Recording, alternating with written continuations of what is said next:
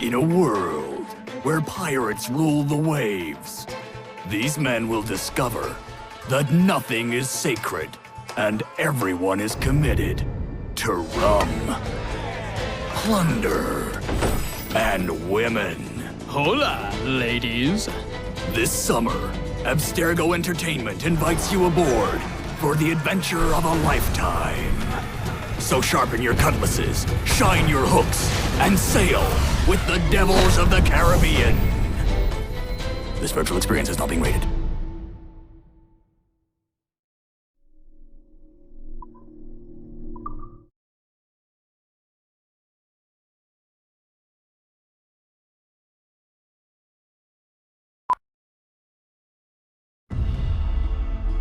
The dawn of the deadly 18th century.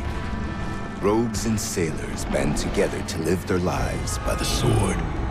With no laws or morals, no gods, and no fear.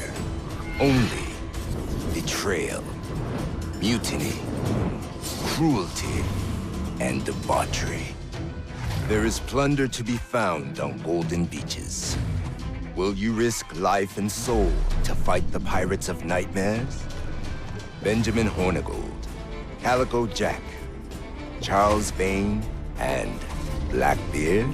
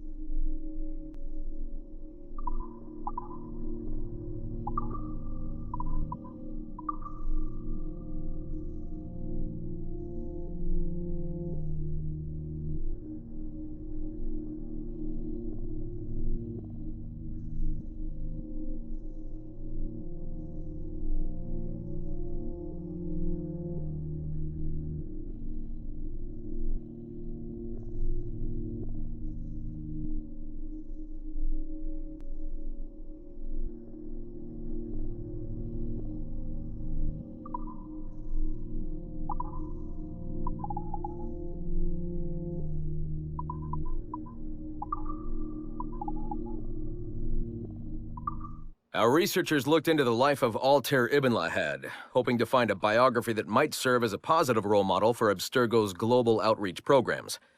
Unfortunately, this renegade assassin proved to be no such thing. In much of his footage, we see a man gleefully flouting some of his culture's most entrenched taboos with an arrogance that borders on messianic. Altair, no! This is not our way! To burn a man's body is forbidden! Many of our researchers felt that the arguments articulated by Altair's rival, a man known as Abbas, were clearer and more cogent than any we heard from Altair. I recently put in a request that more effort be dedicated to locating one of Abbas's descendants, if any exist. It's clear to us that Altair's transgressions were the primary motivation behind the ultimate dissolution of his despicable order by the middle of the 13th century. We therefore strongly recommend a pass on this property, in favor of a more agreeable and inspiring figure from this era. Our initial reports gave us hope that Enzio Auditore would serve as an ideal candidate for future Abstergo projects. His charisma, sexual magnetism, and wry humor gave him all the qualities of a leading man. However, his corruption by the assassin order robbed him of these qualities as he fell deeper and deeper into a spiral of revenge.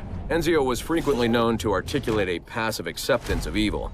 He was also a man of ugly contradictions, one who preached free thought yet traveled well beyond his home country to proselytize his corrupted creed, just as he's doing here with this impressionable Chinese girl. Notice, too, that in his gestures and bearing there is still something of the old lecher in him. Enzio's entire personality is built around pure demagoguery, claiming his philosophy is about love when violence and coercion are his primary means of tackling problems.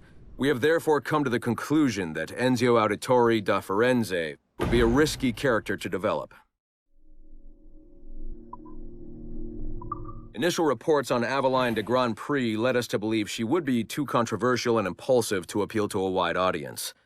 Teenage memories show her brainwashed and trained to kill political foes of her highly unstable mentor, Agate.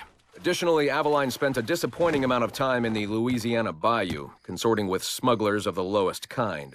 Oh, I try never to think. Which we felt risked her appeal to our female audience, which is now approaching 50%. However, as Aveline matured, a new side emerged. A well-mannered and considerate lady of poise and compassion. Aveline came to embrace a new mentor, her stepmother, Madeleine de Lisle, a tireless fighter for the rights of slaves. Thank you, Madeleine. With some editing to prioritize this relationship, we feel Aveline's story will more than meet our needs. Our team recommends a go on this property. Get this one to market quickly. Our initial research into the life of Ratana Gaydon focused on a period spanning his late teens to his early 30s.